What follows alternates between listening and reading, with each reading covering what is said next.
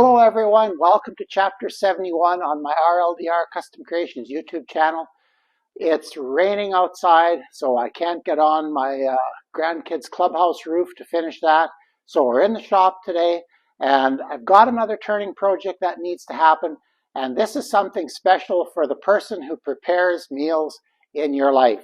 And if you want to see what I'm going to do today, all you got to do is stay tuned.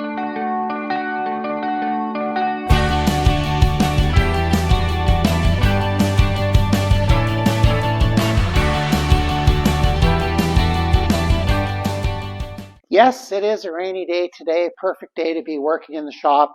And the project today is my lovely wife, who cooks so well and takes such good care of me, obviously, broke her favorite frying pan tool earlier this week and asked me if I'd kind of turn a replica or something close to this.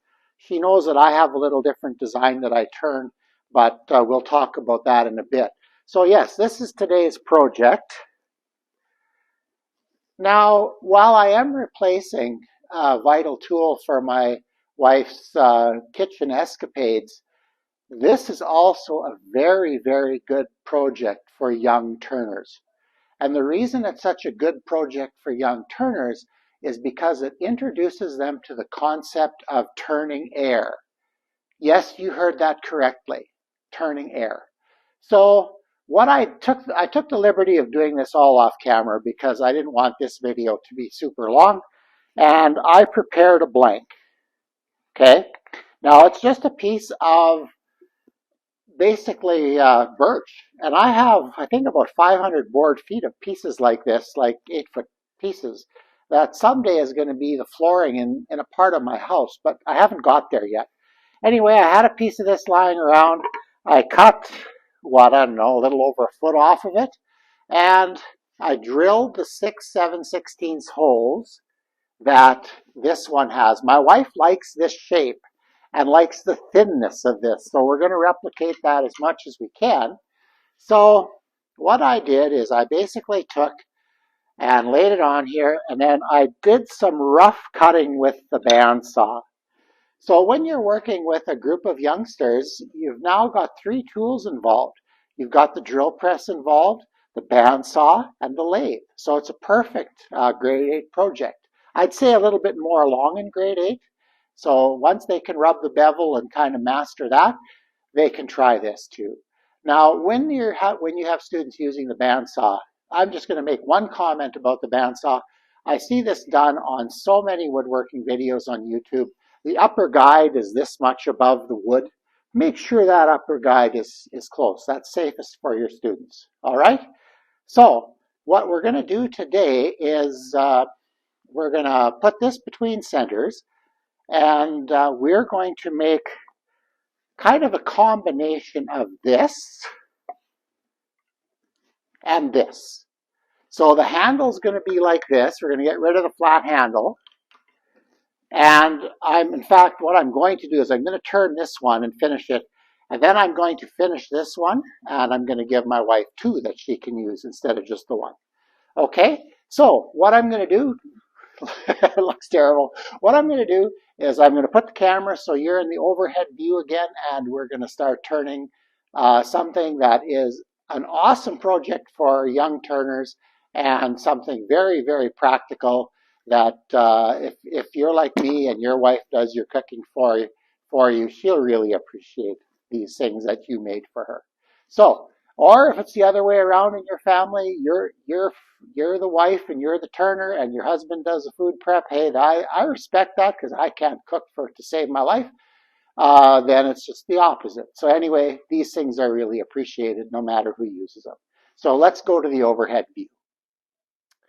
All right, well, you're pretty much at the view that I have.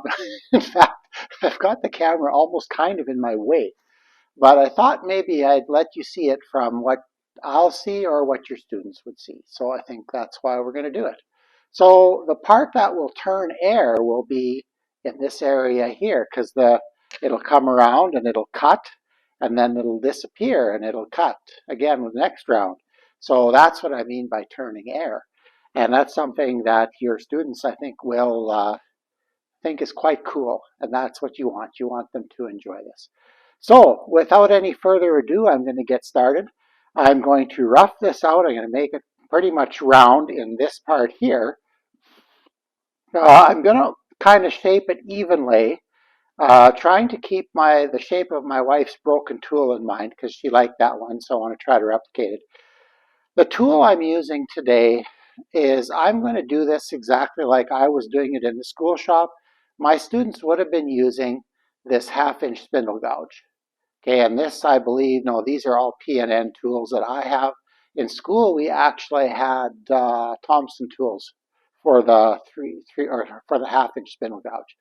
You have to buy good iron. You really need to. So with that in mind, I'm going to start making things round. First of all, spin it by hand. Make sure it's good to go. Make sure your students have their face shields on.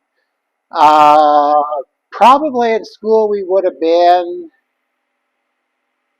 about that speed. I like to turn at about 1250 RPM on those little deltas and jets. And here we go. Oh man, this is in the way. It's almost sounding a little dull. Well, that's the way we would have done it at school, but I don't have all day. So in real time, we're going to get the roughing down.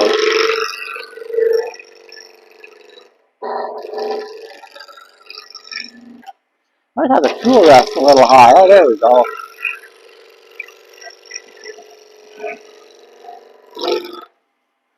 I just want to see where we are. Oh, we're not round yet. Okay, away we go. Getting ahead of myself again.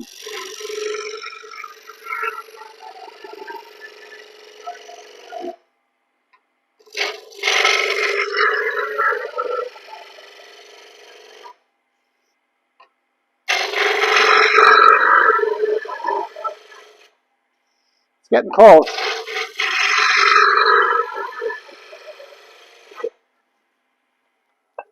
Now, I use spindle roughing gouge. It definitely goes a little faster, and I'm doing that for the video, for the sake of video.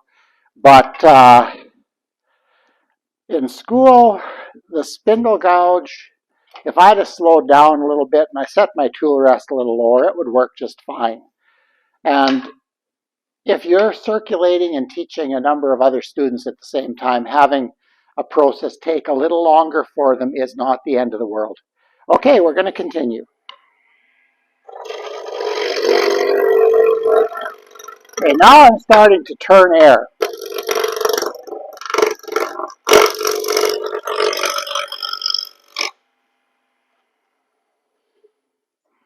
There we go. See, I've got cut there yet. That side's better.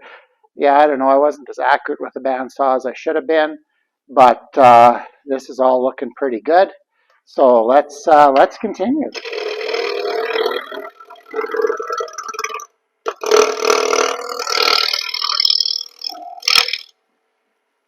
When you're turning air, it's really important, and I can't show you this, to have that handle in your hip. You need to be stable. And turning like this, got my hand up here, got the tool at about my belt line, and my belt line's hitting the tool about here. And I'm pushing it in and I'm moving with my legs. And that is a good stance that you need to teach to your young turners. And it's especially important when you're turning air.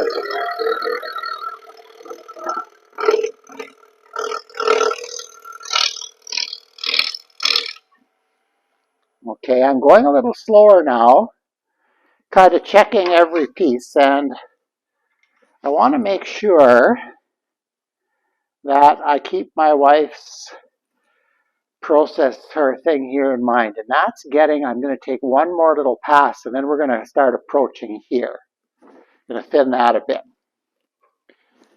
Okay, here we go.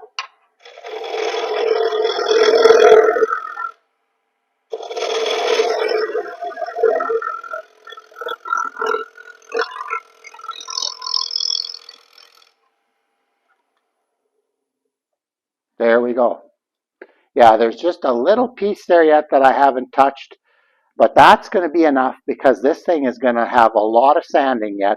So I'm going to continue. We're going to go a little further here, and then I'm going to start putting detail in the handle.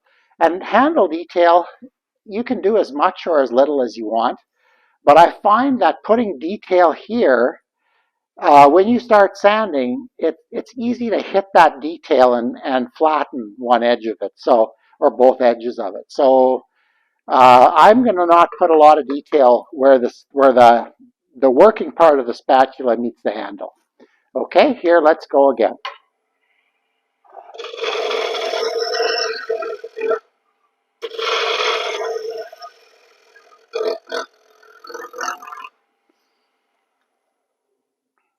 Man, I made a mistake when I set up my school tools. I should have included a spindle roughing gouge. It is just so doggone handy.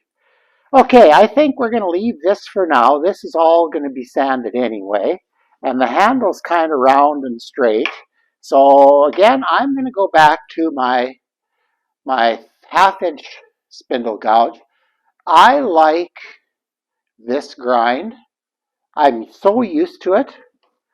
But another grind that works exceptionally well, maybe, I'm not sure how this would work for beginners. I think it's, in my opinion, it's just a little harder to set onto the wood. But this detail gouge grind, and this is actually a detail gouge. And again, P&N metal. So I'm happy with that metal. But if you're buying stuff today, there's some really, really good manufacturers out there. Uh, I buy low-end tools quite often, but it's because I have to buy 8 of them, and I just can't afford, unless a major manufacturer would like to step up and donate a bunch, which isn't going to happen. This is the way we're going to go. Okay, so let's take the parting tool, and we're going to define our turning area. Remember to remind your kids to do that all the time. It's really important. So, and I'm just going to mark it because we are fairly thin already. And I'm still rolling at about 12, well, to be accurate, 1236. 39, there we go, 1239. Not that that matters. Okay, that is not critical.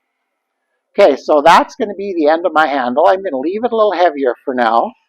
I'm going to move down to this end and part just a little bit. This I may not be too aggressive with because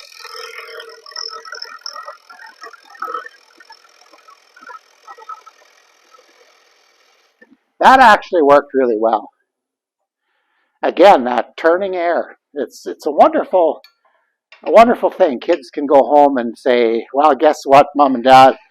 Mr. Friesen had us turning air in the shop today." I love comments like that. Okay, let's put some detail on here. Enough talk. Let's start turning.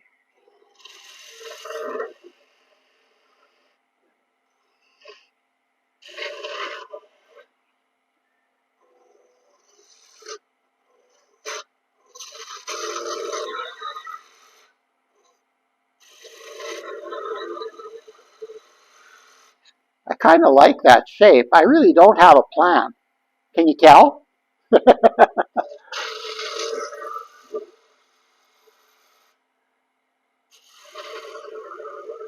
I really don't have a plan. We're just kind of winging it here.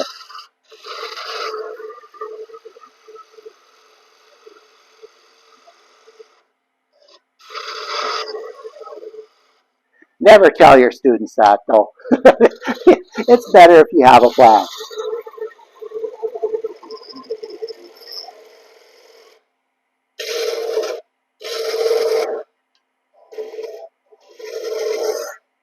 I'm just trying to round this a little bit, just a gentle round. Don't know if you can see that there, but I just switched over to turning left-handed.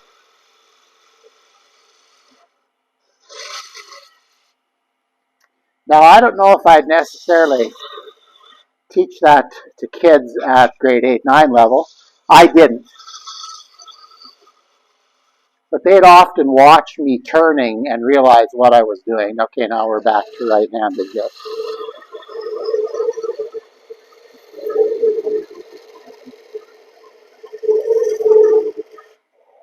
I'm a little lumpy. The perfect tool for this would be the skew.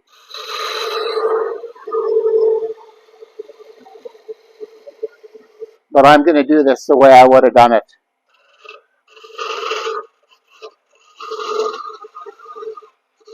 And the way you can do it. Just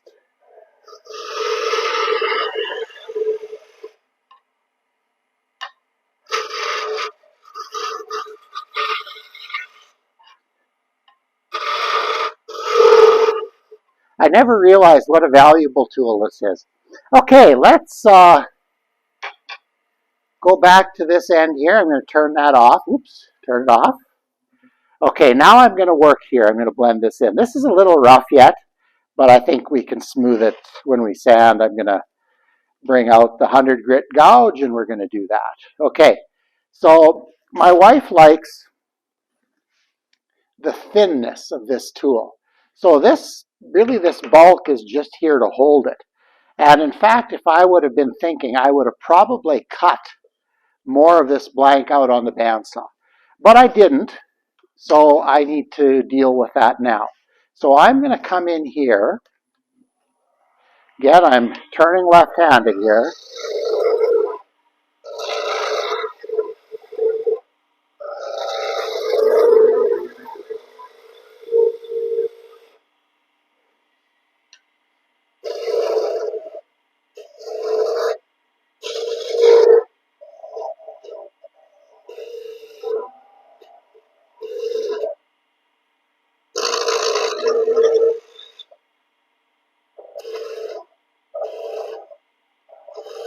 I think I'm not gonna go any thinner there. I think that's about it.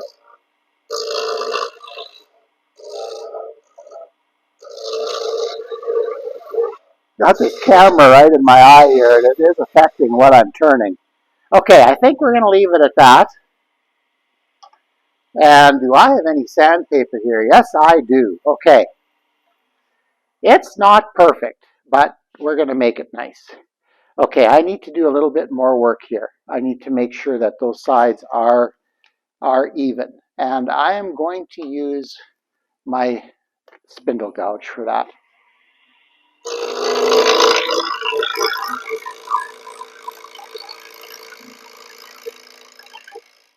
There, just one pass. Okay, yeah, we're gonna, a little bit of chipping, but that'll all come off when we sand. Okay, let's get the tool rest out of the way. That's another important thing to teach your kids, to make sure they're not sanding with the tool rest in the way. And the other thing that I always do when I always sand in this quadrant here. Because if something catches the paper, it's down and away.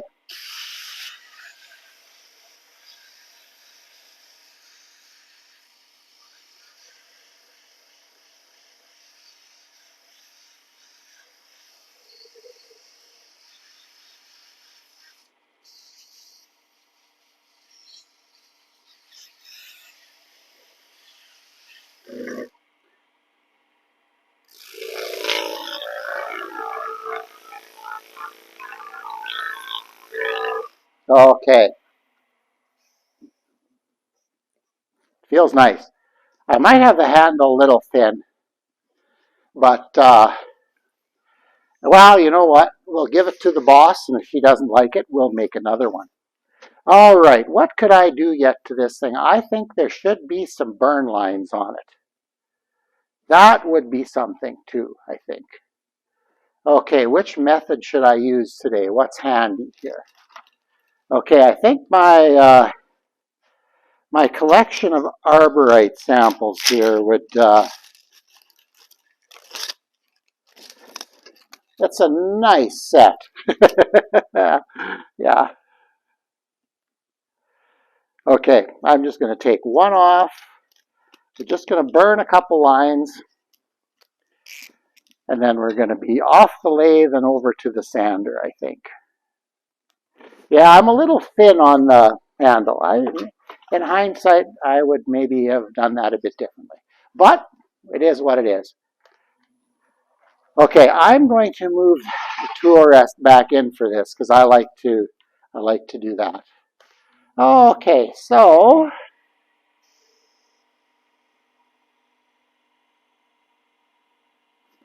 Okay, we got to go a little faster. Okay, I'm at about 3,000 now.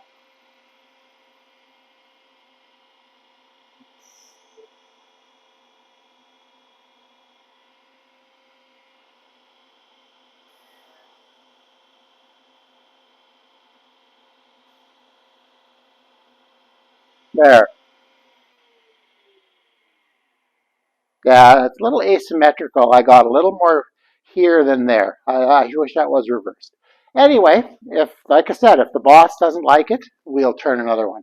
Or if it breaks and she's using it, we'll just turn another one. And here's a little bit of 180 grit paper. We're going to quickly give this another little sand.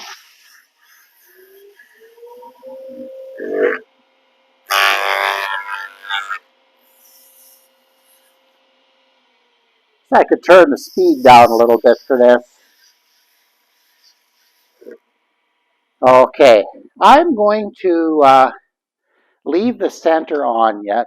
Well, maybe not, because I'm going to cut that end away. I won't get it back between centers anyway. Oops, that's what I was worried about. Yeah, this, someday I'll do a behind the scenes things and you'll see how sketchy some of this stuff actually is. Okay, let's do this again.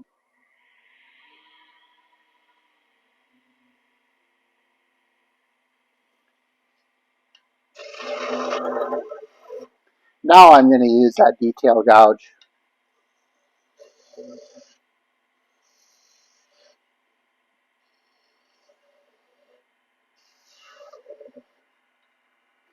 I don't know if you heard that, but one of the things I taught my students was when you're getting thin, the pitch of the lathe changes, and I'm done. I'm through.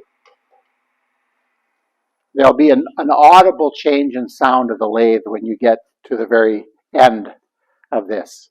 So anyway, I'm going to take this out, and well, that should maybe be okay. And we're going to head over to the sand, maybe the saw first and then the sander. Okay, I'll be back. Okay, my apologies. I went to the bandsaw.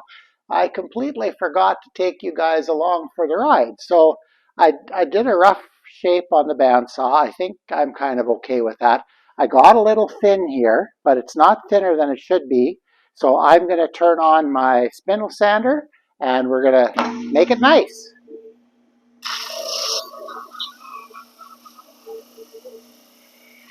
Oh, well, I should have the dust collection running, but I think for the video today I'm not going to. I'll turn it on after I'm done.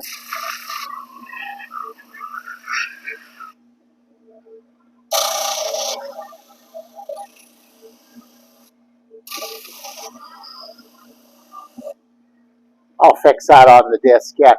One of the things I always taught kids to do is to push into the rotation.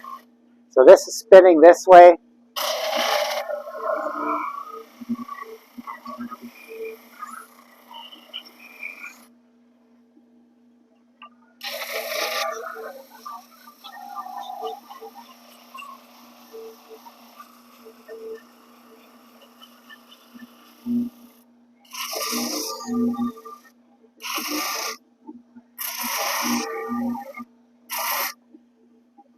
I kind of like the shape of that. Now I'm going to do a little bit more.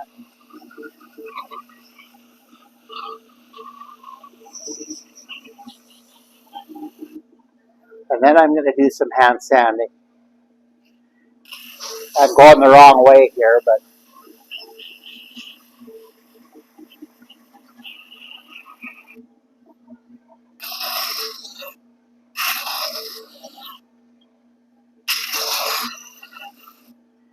okay, I think that's going to be it.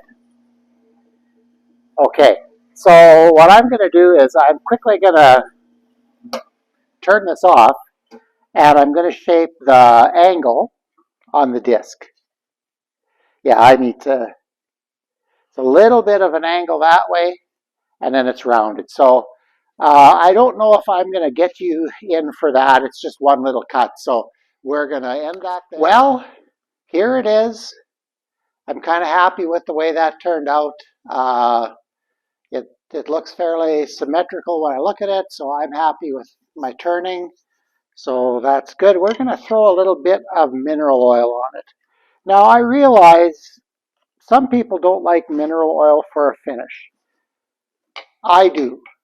And the reason I like it is because when I was teaching, I could tell parents that they could just go to any drugstore and buy a little bottle of mineral oil, and they could just keep refreshing the finish as they needed to, rather than having them go to a woodworking store and pick up a specialty finish that may not be stocked as long as they think it should be, or as long as they need it to be.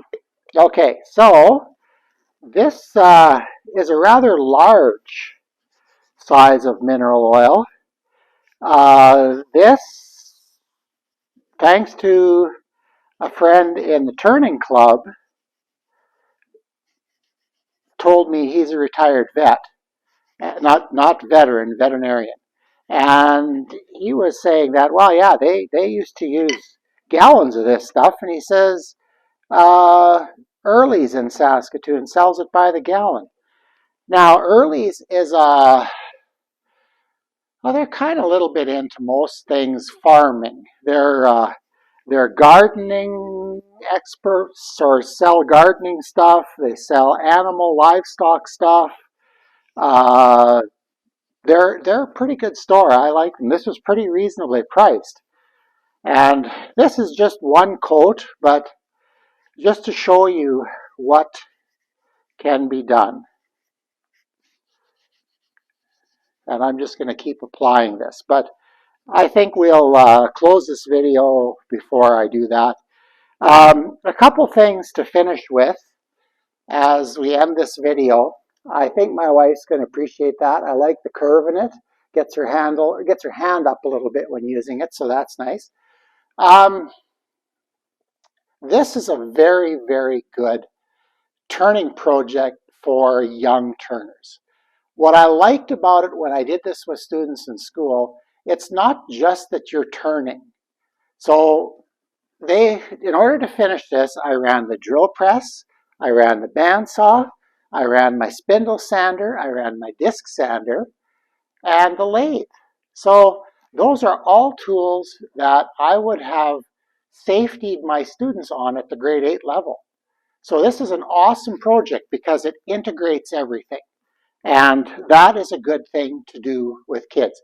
The other thing that these things are awesome for is this goes home.